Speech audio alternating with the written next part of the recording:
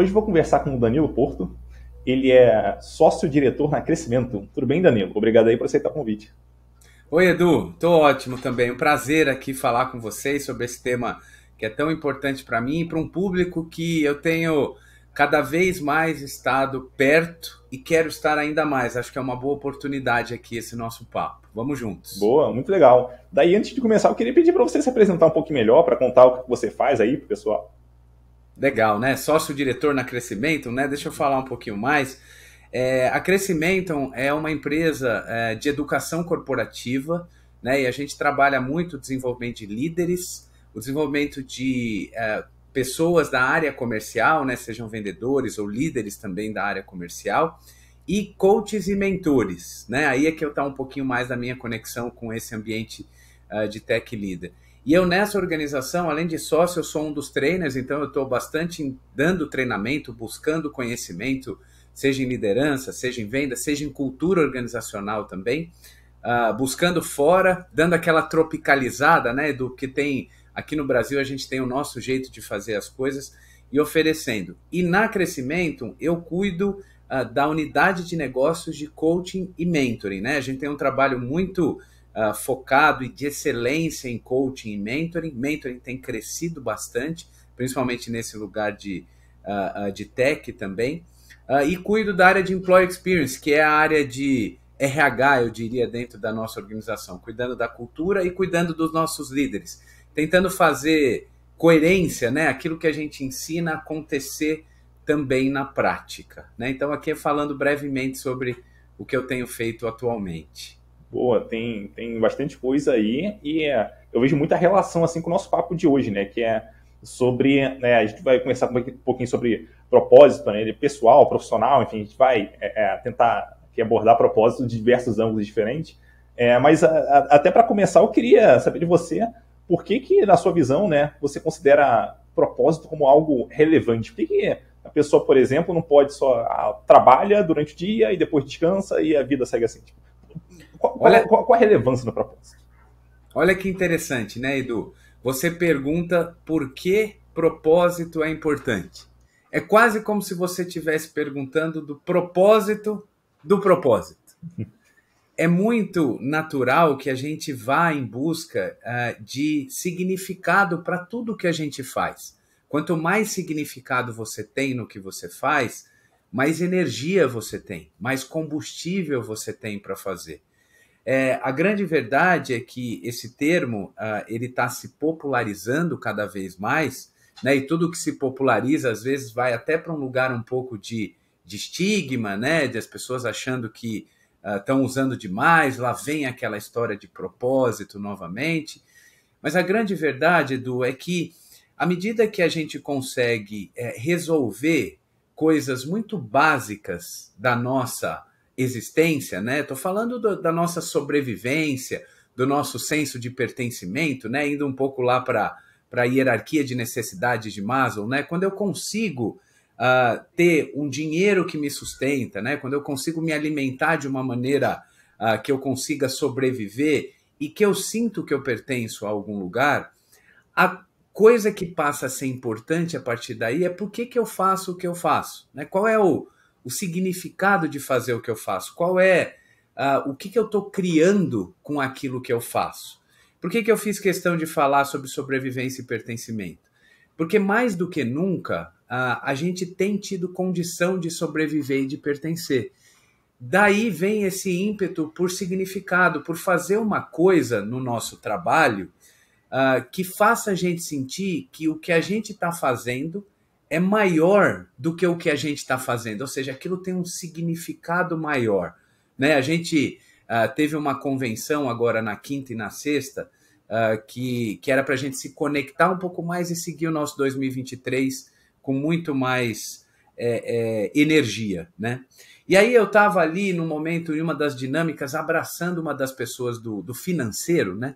E eu cheguei para ela e falei, olha, eu queria te agradecer não por você cuidar do nosso dinheiro, né? Eu queria te agradecer por você estar aqui e ser uma pessoa que com foco e ao mesmo tempo flexibilidade, você cuida da energia que nos traz a possibilidade de fazer tudo o que a gente faz. Porque sem dinheiro, a gente não faria tudo o que a gente faz.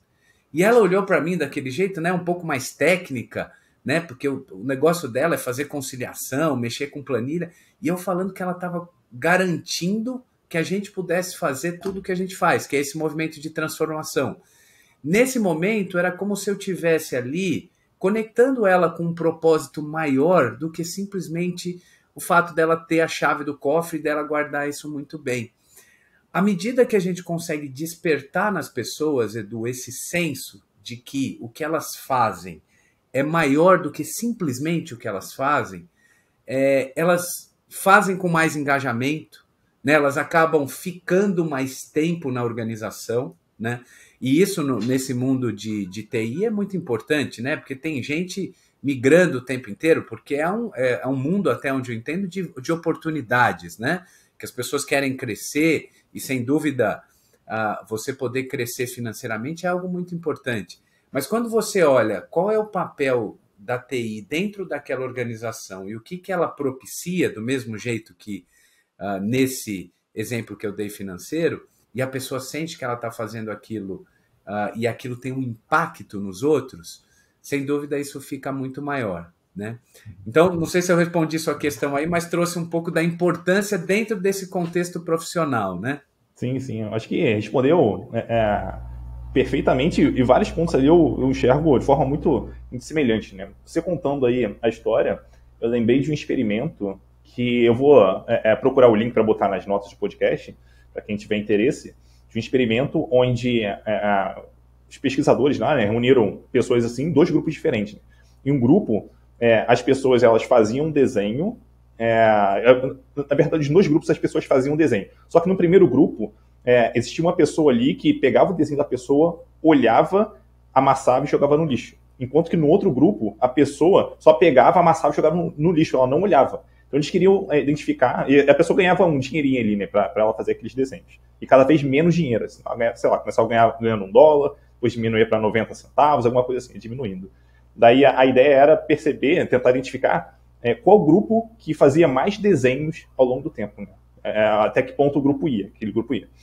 Daí o que eles perceberam é que o grupo onde a pessoa olhava para o desenho, né, a pessoa avaliadora, vamos dizer assim, olhava para o desenho antes de jogar no lixo, esse grupo ele fazia mais desenhos do que o outro grupo, que esse avaliador ele não olhava o desenho, ele só amassava e jogava no lixo. E um experimento tão simples consegue mostrar que, cara, talvez só alguém olhando para o que você está fazendo já faz diferença no nível de motivação que você consegue dar para a pessoa. Isso, da minha visão, isso mostra em algum grau ali, ainda que muito pequeno, que o propósito da pessoa ali está sendo muito melhor atendido do que só o fazer desenho em si. O desenho em si não importa tanto, importa mais ali ter alguém olhando para aquilo e prestando atenção naquilo e dando valor para o que está acontecendo. Então, eu acho que esse é um exemplo interessante, assim, quando a gente pensa um pouquinho do ponto de vista assim, do propósito. A coisa vai um pouco além do que só o trabalho em si. Não, muito legal. Acho que você trouxe um exemplo maravilhoso.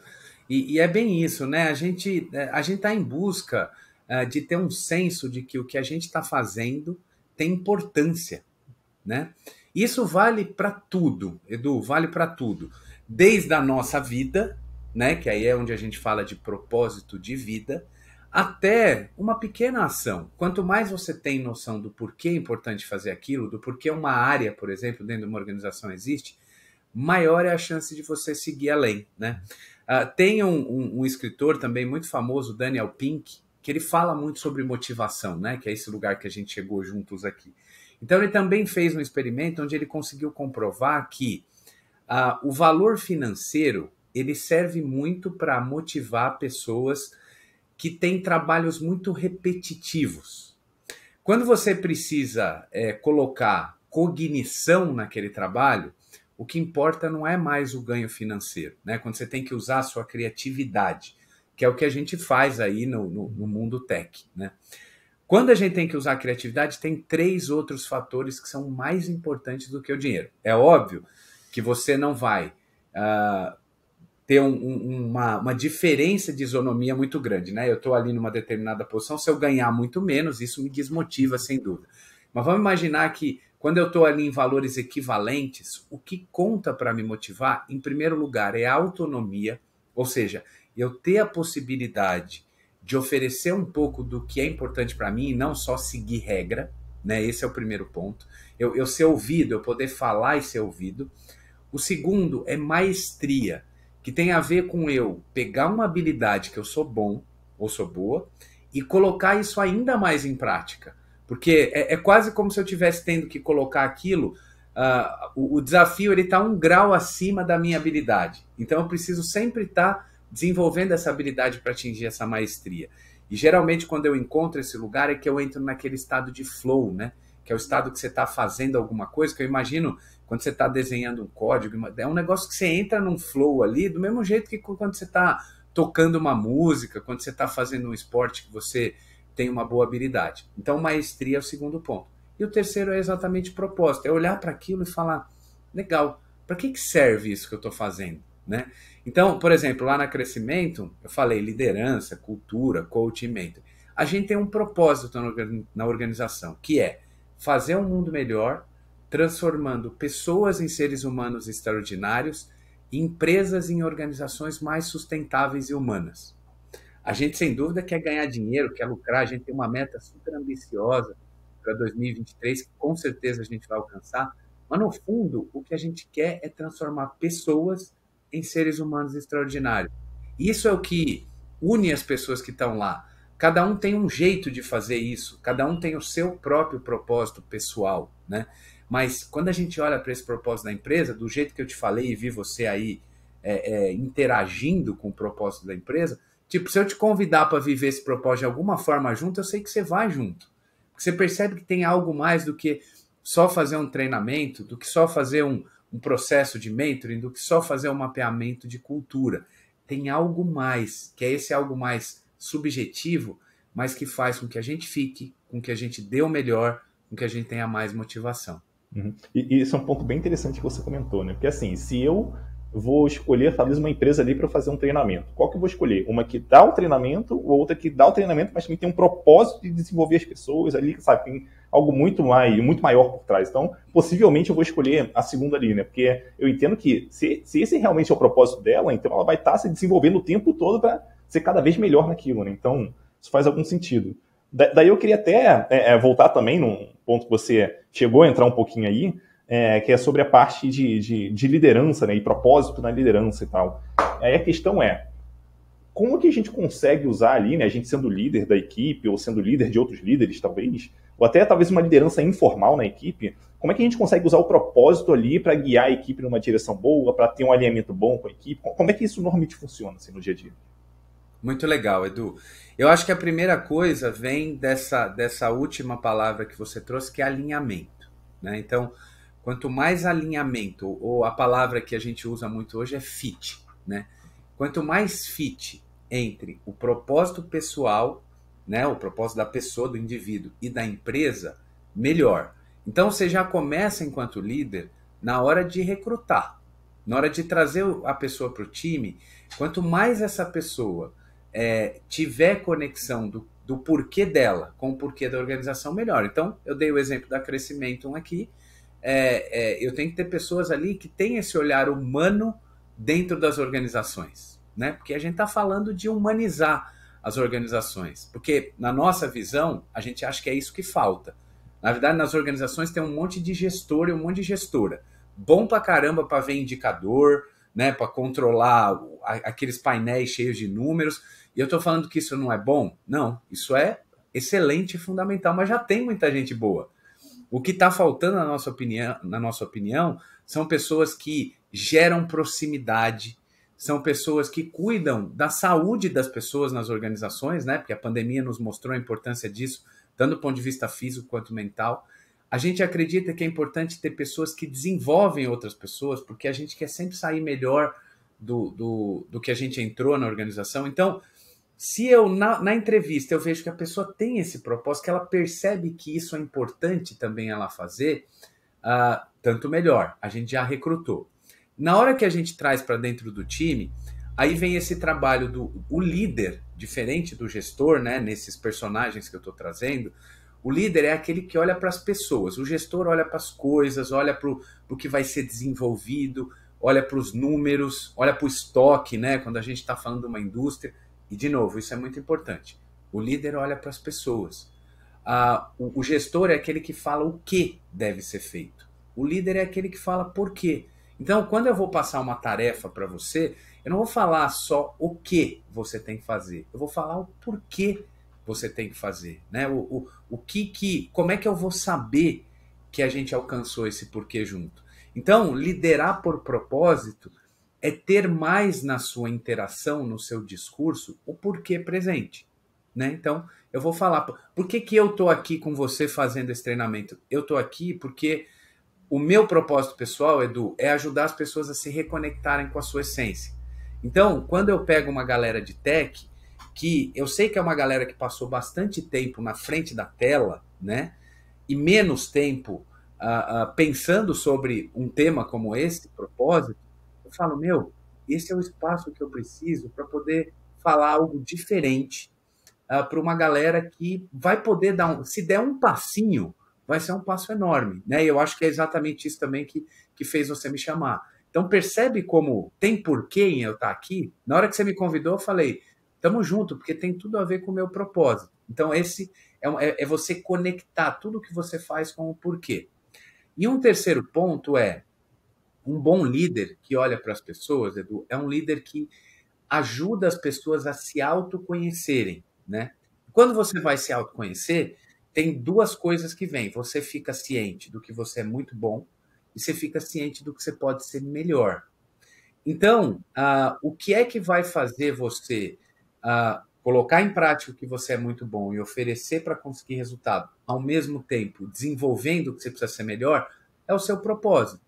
Então, à medida que eu tenho conversas com você sobre você, e aí eu estou falando meu liderado, né? Ou minha liderada, que envolvam propósito, maior a chance de eu ter essa pessoa engajada. Então, eu estou falando coisas do tipo, olha, vamos reservar um tempo para a gente ter uma conversa de carreira. Então, imagina que o Edu é meu liderado. Eu chamo o Edu para uma conversa e falo, Edu, o que você quer para a sua vida aqui na empresa? Percebe? Isso é uma conversa de propósito, né? Edu, por que é importante para você trabalhar onde você está? Por que é importante fazer o que você faz diariamente? Ou aquela pergunta clássica de propósito que eu faço para todo mundo que está aí vendo e ouvindo a gente. Por que você levanta da cama todos os dias? Né? Poxa, Dan, nunca pensei nisso. Porque, Edu, uma coisa importante sobre propósito é assim, ou você tem um propósito, ou você vive de maneira conformada e automática o propósito de outra pessoa. Né? Tem um livro que chama Em Busca de Sentido, de um psiquiatra austríaco, já falecido, Viktor Frankl, que fala muito sobre propósito. Né? E ele, judeu, foi enviado para campo de concentração, para Auschwitz. Ele foi para um campo de concentração e a esposa dele foi para outro. Eles foram, imagina o que é a dor dessa separação. E ele, por ter esse olhar de psiquiatra, de entender um pouco mais a mente, o comportamento humano, ele pôde ali naquele tempo avaliar, analisar um pouco como é que as pessoas eram capazes de sobreviver a uma atrocidade do tamanho de um campo de concentração. E ele chegou a uma grande conclusão no seu livro. Quem é capaz de sobreviver, tanto do ponto de vista físico, né, quanto do ponto de vista mental, é quem tem um propósito. O dele era sair dali para poder reencontrar a mulher. Então aquilo manteve ele vivo, né? Infelizmente ele não conseguiu. Ele saiu, escreveu o livro, mas ela não saiu. Ela teve um destino fatal. E outra coisa que ele viu, Edu, que eu acho que complementa um pouco esse meu lado de ou você tem um propósito ou você vive o propósito de outro, ele também estava avaliando os alemães nazistas, como é que eles podiam compactuar com uma ideia, né, de um ditador para poder cometer aquelas atrocidades.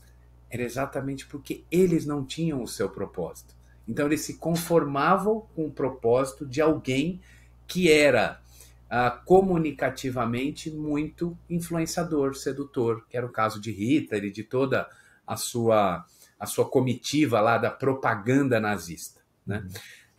Isso vale também no contexto de uma empresa. Né? Então, ou você tem o seu propósito e você também vai buscar uma empresa que te conecta com esse propósito, ou você fica só nesse negócio de ganhar dinheiro e de ter as coisas, De novo, não estou falando que ganhar dinheiro e ter é ruim, só ganhar e só ter é ruim. E aí, de repente, você está vivendo o propósito de outra pessoa de maneira automática, se conformando com esse lugar, né? Então, voltando, o líder, ele também pode ter esse tipo de conversa para conectar a pessoa e fazer com que ela se engaje, se autoconheça e queira ser o melhor que ela pode ser. Fácil ou difícil isso, Edu? O que você acha? Não me parece muito fácil, não. É. Mas é um caminho que é interessante, né, a gente seguir. Você comentou muita coisa interessante aqui também na sua fala agora, né? Então, eu curti muito quando você falou ali sobre liderar com propósito, falar mais, trazer mais os porquês ali das coisas, né? E eu acho que vale até mencionar um ponto interessante aqui. Porque, assim, vamos supor que eu seja um líder excelente do ponto de vista de dar instruções para as pessoas. Por mais que eu seja excelente nisso, em algum momento vai ter alguma instrução, algum detalhe que eu não vou dar. Então, vamos dizer assim, se as pessoas dependem exatamente das instruções que eu dou, em algum momento vai dar problema. A questão é, qual uma forma talvez melhor de contornar isso? A gente trazer o porquê para permitir que pessoas, especialmente pessoas que são inteligentes, né, que é o caso da nossa área, que, putz, tem uma especialização grande, são inteligentes, cara, são boas, elas vão saber tomar as decisões ali no dia a dia, em muitos casos, decisões melhores do que a gente tomaria. Então, esse também é um outro motivo ali para a gente trazer um porquê, né? Para a gente, vamos dizer assim, delegar também responsabilidade para a pessoa de tomar decisões e não ficar somente na mão do líder. A gente vai ter decisões melhores, maior qualidade ali, decisões mais rápidas, por aí vai. Então, isso é um motivo também interessante de trazer propósito, que também está ligado com esse ponto de trazer os porquês de cada coisa que a gente está fazendo. Então, acho que vale mencionar isso. Daí eu queria até, puxando um gancho, né, que você comentou agora mais para o final, sobre essa parte de autoconhecimento, né, eu queria entender o seguinte, como é que faz, assim, vamos dizer que, ok, eu não tenho propósito nesse momento, não consigo enxergar um propósito para mim. Por onde eu começo, sabe? Tem um primeiro passo ali que eu consigo dar? O que dá para fazer nesse sentido? Boa. Primeira coisa, Edu, se você não tem um propósito, né, quem está nos ouvindo ou nos vendo, eu vou te dar um propósito agora, que é encontrar um propósito. Então, pronto, todo mundo já tem. Agora sim. Ou agora você vamos tem lá. um propósito, claro, você sente o seu propósito, ou você está em busca de propósito. Isso, Edu, que eu acabei de fazer, já tira uma puta carga das costas, né? Você está em busca de reconhecer o seu propósito, né? Eu acho que propósito tem mais a ver com reconhecer do que com qualquer outro verbo. Por isso, onde é que está o caminho para você reconhecer o seu propósito? Está na sua história. A sua história fala sobre o seu propósito. A gente vai se desenvolvendo ao longo da nossa vida, né? E a gente vai reconhecendo o que é que a gente traz na nossa bagagem para esta vida. Eu tenho os meus talentos, como você tem os seus talentos, e eu tenho os meus vazios, como você tem os seus vazios. Tanto nos talentos quanto nos vazios, a gente tem pistas muito preciosas sobre o nosso propósito, muito preciosas. É que às vezes a gente não para revisitar a nossa história, ou às vezes para contar a nossa história, Edu. A gente fica tão nesse lugar do que eu estou fazendo, né? Do que eu preciso entregar, e eu não honro a minha história, né? Antes a gente, sentava em roda ao redor da fogueira e ficava só contando história. Até não muito tempo atrás, eu tenho 45 anos, os meus avós eram muito contadores de história. A gente hoje é muito bom em receber histórias, né? Então, a gente vai lá para o Netflix e vê aquelas séries inteiras, né? Game of Thrones, por exemplo, que eu adoro. Agora tem The Last of Us aí, que estreou ontem, eu não vejo a hora de ver. Enfim, eu adoro entrar nessas histórias, mas quando você vai um pouquinho para trás e olha para a sua história e conta um pouco mais a sua história, você acaba pegando pistas daquilo que você tem como propósito. Eu, por exemplo, que hoje sou uma pessoa muito realizada no que eu faço, eu lembro que quando eu era pequeno, lá no interior, né, os meus pais são do interior, de uma cidade perto de Ribeirão Preto, que chama Descalvado. Eu lembro que eu ia da casa da minha avó para a casa do meu tio no carro, contando para os meus primos o que eu tinha aprendido na escola. Eu lembro de de ter aprendido a primeira vez que o homem chegou na Lua, e eu ficava contando para eles quem era, da onde foi, como é que tinha sido toda essa corrida espacial e tal. Os meus primos me achavam chato pra caramba, porque eles queriam só brincar e eu tava querendo dar aula daquilo que eu tinha aprendido. Mas isso era um sinal do que eu tinha vindo na minha mochila, né? Do que eu tinha vindo ali para realizar, que tem um pouco a ver do que eu faço hoje, sinto meu coração feliz na sala de aula, né? No Zoom da vida, né? Nessas ferramentas. E eu passei muito tempo também, Edu, buscando ouvir o que o meu pai achava que era melhor para mim. Então, eu queria ser jogador de futebol, na época. Passei lá num teste da Portuguesa e fui falar, pai, eu quero jogar futebol, só que eu preciso sair do colégio e ir para outro, porque eu preciso treinar em período integral. Meu pai chegou para mim e falou, filho, estou dando um duro danado para você estar nesse colégio, igual ao Zico só tem um, né? Na época, anos 80, o Zico era a última bolacha do pacote. O que aconteceu aí, Edu? Eu passei a viver o sonho do meu pai e não o meu sonho, né? Então, eu queria ali muito que ele me reconhecesse nesse lugar, né? Então, fui trabalhar com ele, fui para o mercado financeiro, que era o que ele fazia, tudo para conseguir ser gostado pelo pai. Isso é a história de muitas pessoas, né? Então, foi como eu preenchi esse vazio que eu tinha de ser gostado pelo meu pai. E aí eu fui fazer uma transição de carreira com 32 anos, para você ter ideia, né? Então, me formei em administração, fiz faculdade conectada com ele, fui trabalhar no mercado financeiro, que ele fazia. Com 32 anos eu decidi mudar de carreira e aí eu percebi o quanto eu estava feliz fazendo o que eu estava. Por que eu estou contando essa segunda história? Porque um dos meus vazios era esse. Era exatamente fazer o que eu não gostava para poder agradar o meu pai. E isso foi a minha história. Eu honro a minha história. Quando eu conto, fica parecendo que eu perdi tempo, que eu devia ter ido jogar futebol. Mas foi como ela se desenhou. Quando eu olhei para trás e eu vi isso, me veio claro um propósito que era, eu quero ensinar, né? Porque eu tenho talento para ensinar, me comunico bem, você está vendo eu falar aqui, eu escolho bem as palavras, né? Seja para falar, seja para escrever. E, ao mesmo tempo, eu tinha passado tanto tempo da minha vida fazendo uma coisa que eu não gostava e eu tinha sido bem sucedido na transição de carreira. Então, como é que eu descrevo o meu propósito?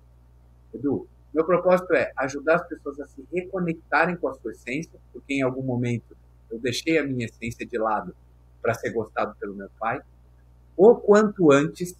Por quê? Porque eu acho que eu demorei, né? E terem segundas-feiras mais felizes. Então, ajudar as pessoas a reconectarem com a sua essência o quanto antes e terem segundas-feiras mais felizes. É isso que eu levanto da cama todo dia para fazer, é isso que eu estou fazendo aqui com você e com as pessoas que estão nos honrando com a sua atenção e que tem a ver tanto com os meus talentos quanto com os meus vazios, aquilo que eu preciso melhorar e que eu preciso resolver. Então é aí que está o caminho para você encontrar o seu porquê.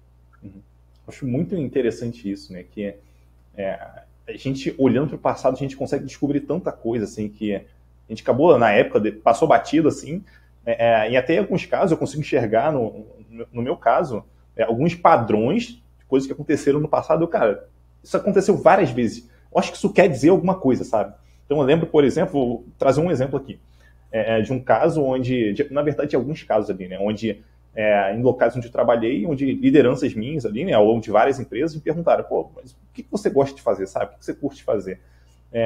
Daí chegou no momento que eu percebi, cara, tipo, nas últimas 3, 4, 5 respostas que eu dei, segui um padrão. Eu acho que tem alguma coisa aí que eu não tô percebendo, sabe? Eu falei, mas eu não fiz aquilo que eu tava falando.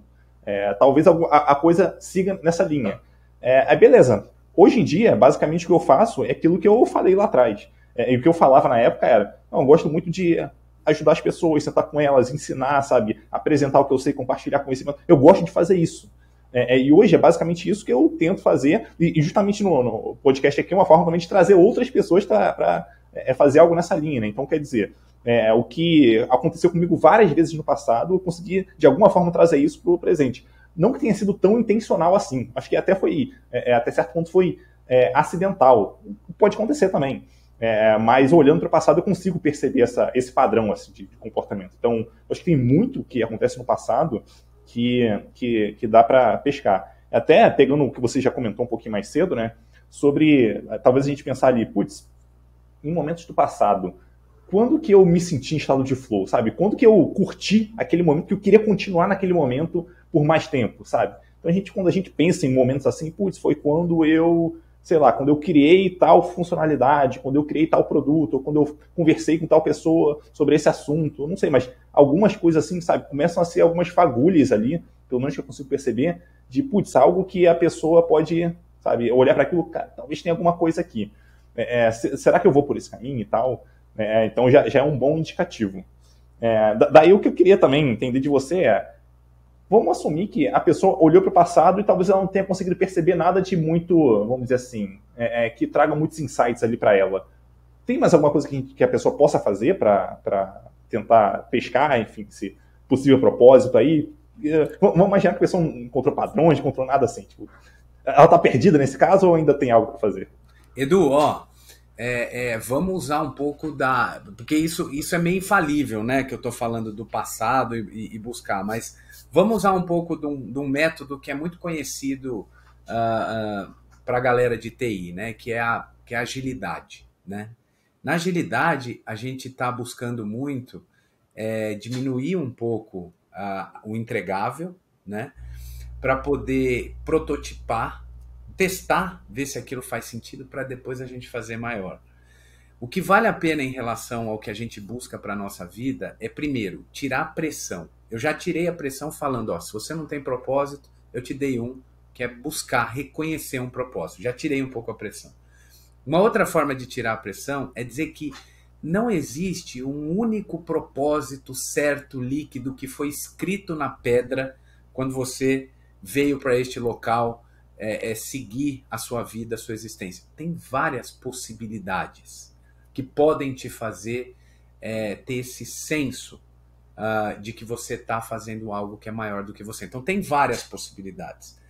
E aí é você ir fazer esse movimento de se autoconhecer, ver muito bem o que você falou aí, o que você gosta de fazer, que você não vê o tempo passar, o que você entra nesse estado de flow, que você perde a noção do tempo e do espaço, o que é que as pessoas te elogiam, né? Às vezes a gente já está tão acostumado a receber certos elogios que a gente faz meio Matrix, sabe? A gente fica só se desviando. A gente acha que não merece, né? Tem muito isso também, porque são os medos que a gente se impõe. O que você tem orgulho de ter feito? Sabe aquele negócio que você tem orgulho? Quando eu falo, me fala uma coisa que você tem orgulho de ter feito. E também você pensar sobre as escolhas que você fez, né? Por que você escolheu este caminho ao invés desse? Né? Então, tudo aí te ensina ou sobre a sua luz, ou sobre a sua sombra, ou sobre o seu talento, ou sobre o seu vazio.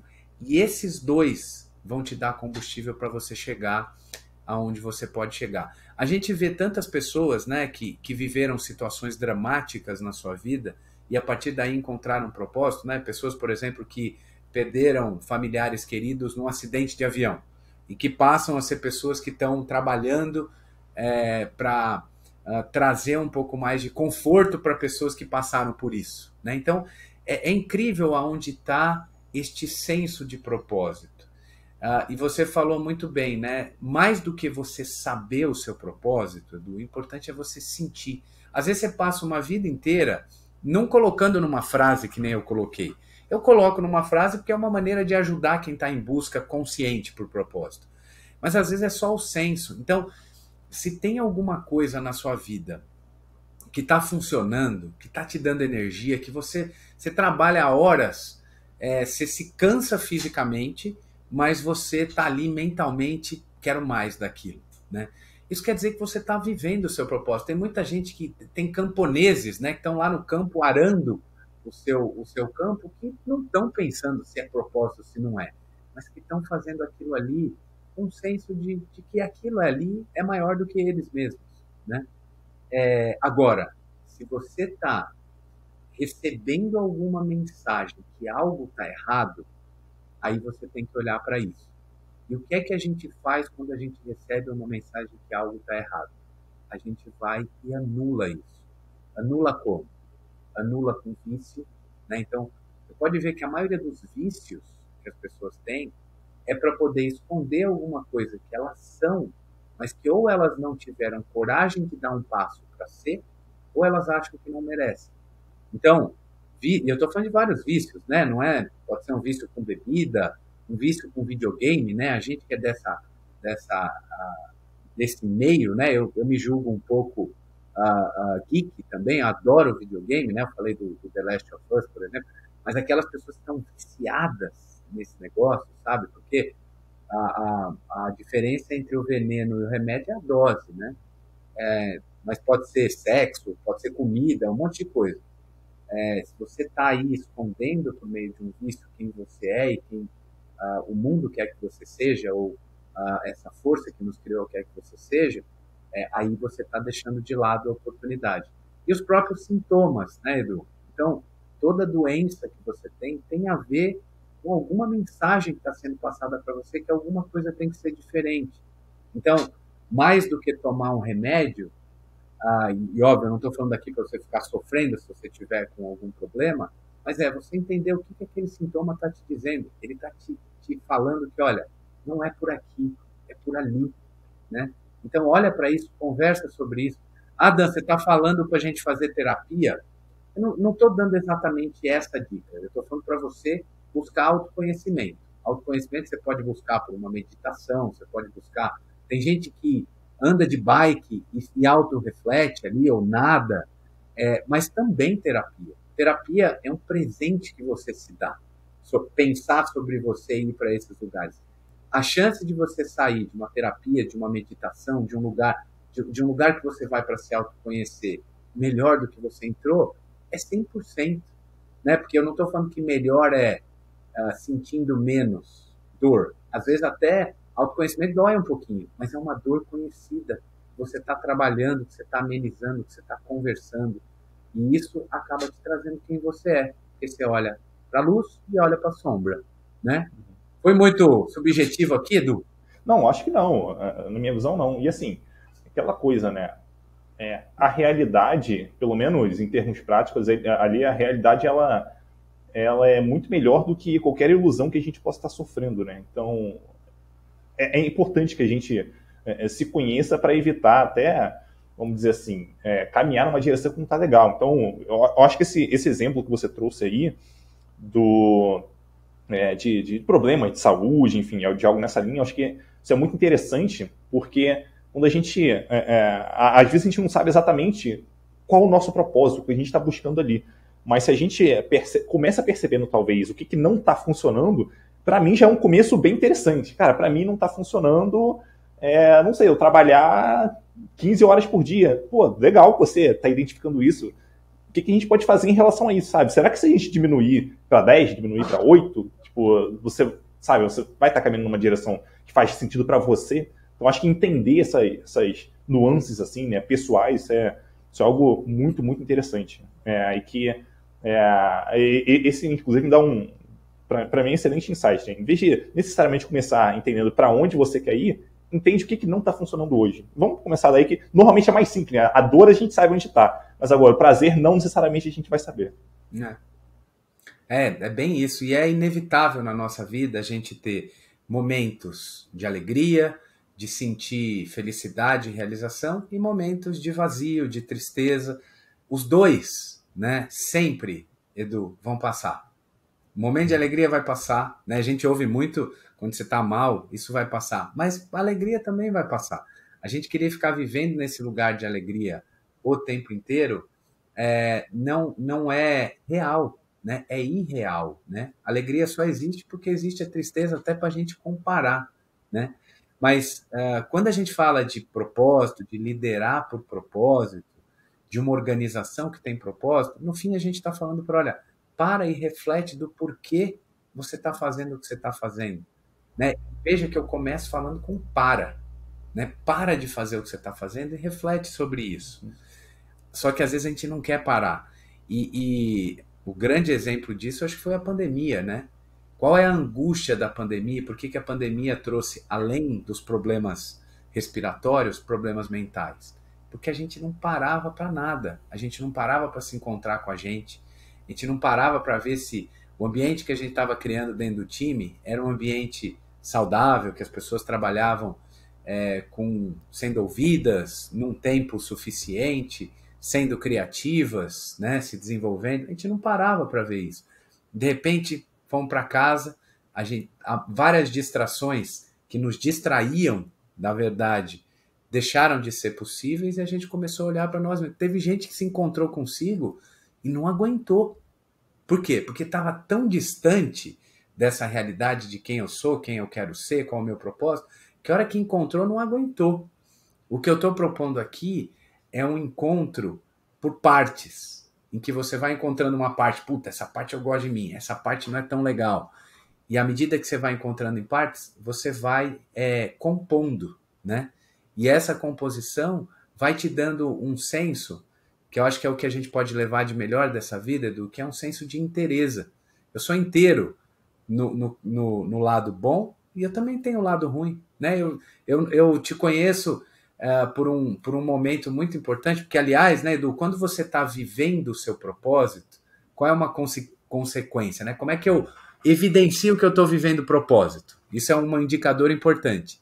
A vida começa a te trazer pessoas que vibram numa mesma frequência de propósito. Então você vê, você está mais no mundo tech, eu estou mais no mundo de liderança, tal, e a gente se encontrou num lugar até improvável, né? Fomos fazer um curso lá de Art of Hosting, como é que jamais você ia pensar nesse encontro? Mas o universo encontrou por quê? Porque a gente estava num propósito parecido, vibrando numa mesma frequência. E aí a gente começa a se juntar, né? E esse lugar mais individualista, mais do eu tenho que ter, eu tenho que ser bom, eu tenho que ser gostado, fica um pouco de lado.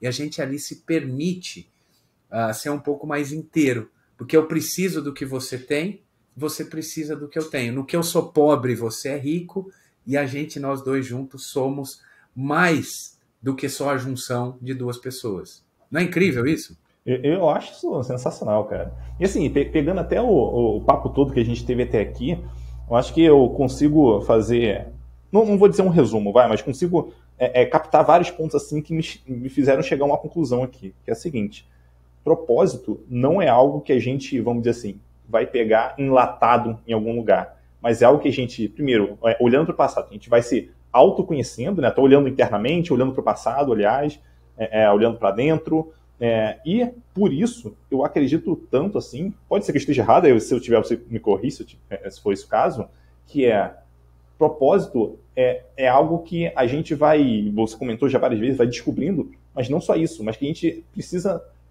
não necessariamente precisa, mas pode ajudar muito a gente experimentar coisas diferentes com o tempo, porque isso vai talvez despertar algumas coisas ali pra gente que, putz, eu nunca tinha enxergado a coisa dessa forma, agora pra mim faz sentido, sabe? Mas porque eu experimentei coisas ali e calhou de uma delas ali, sabe, me dar aquele insight que eu precisava para conseguir enxergar coisas de uma forma diferente. Então, eu vejo muito, assim, pelo menos quando estou lidando com meus liderados e tal, eu quero ajudar, né, meus liderados a entenderem o que eles estão, o que faz sentido para eles, né, buscar para carreira e tal.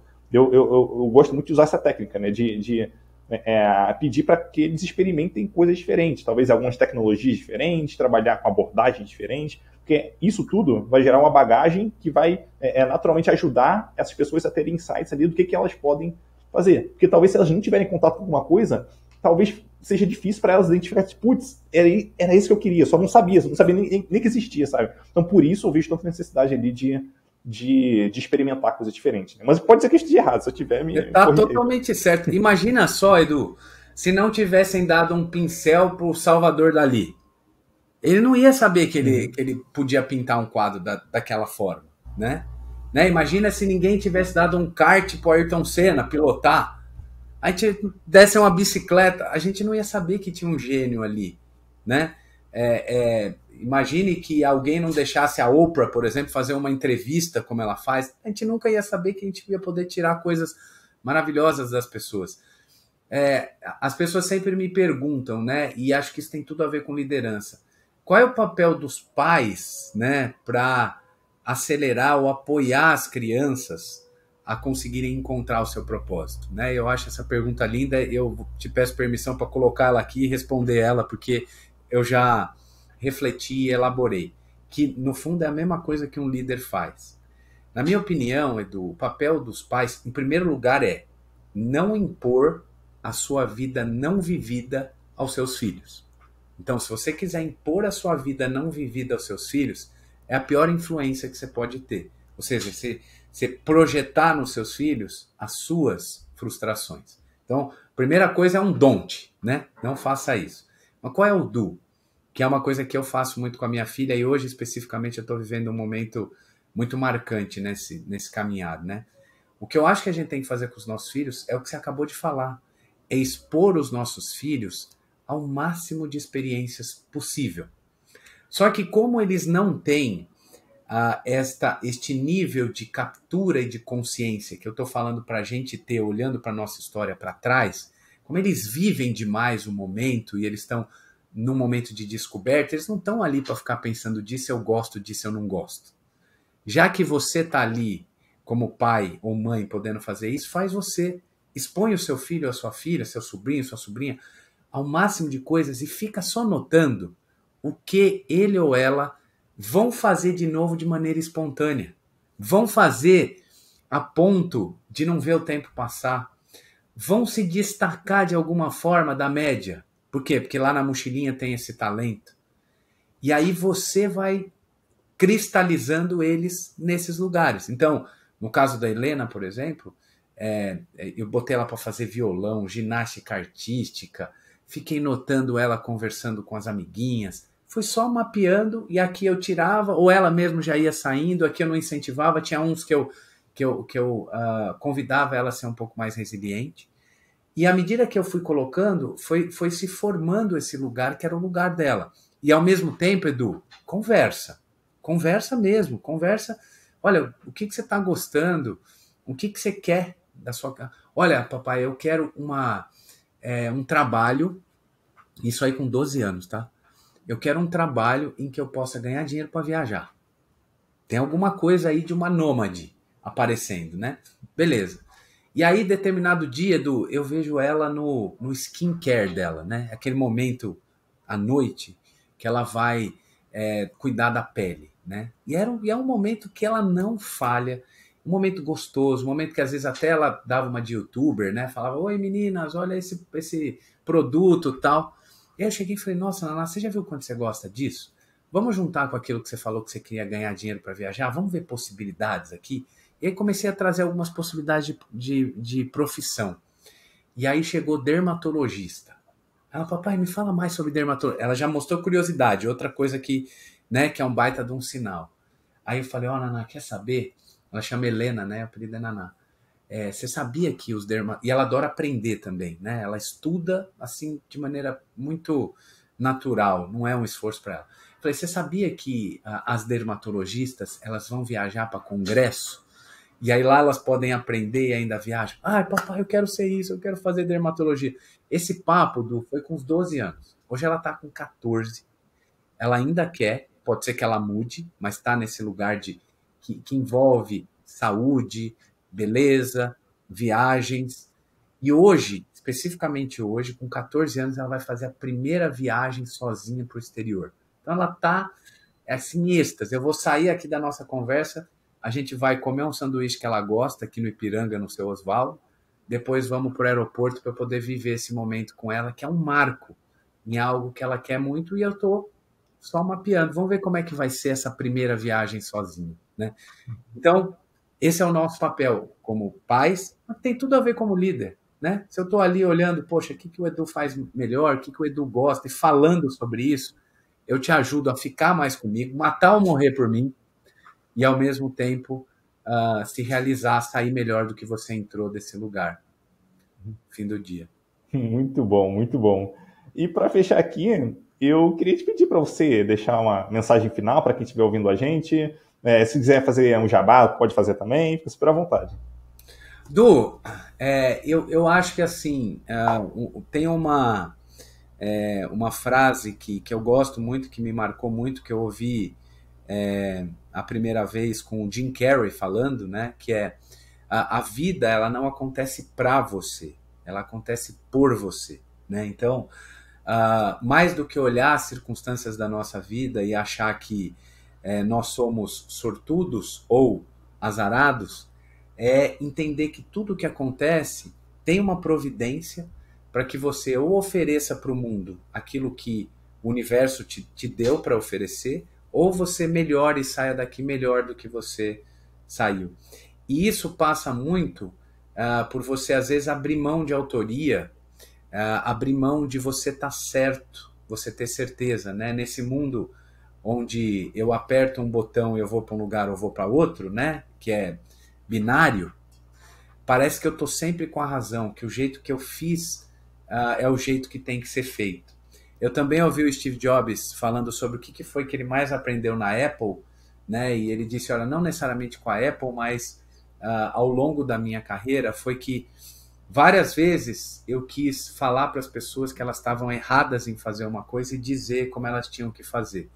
Mas o que eu aprendi é que a gente faz mais parte de um time e a gente constrói muito mais se a gente estiver junto.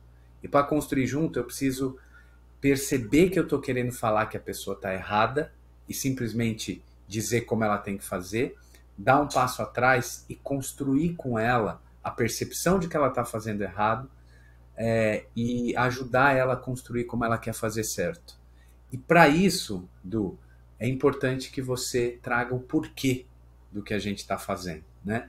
Lá na Crescimento, o nosso principal programa é o Líder do Futuro, que faz 20 anos que ele é o líder do futuro, porque ele não chegou de verdade ainda. Nunca teve tanto líder do futuro como tem hoje, mas ainda tem menos líder do futuro do que líder do passado, né? Tem muito líder do passado.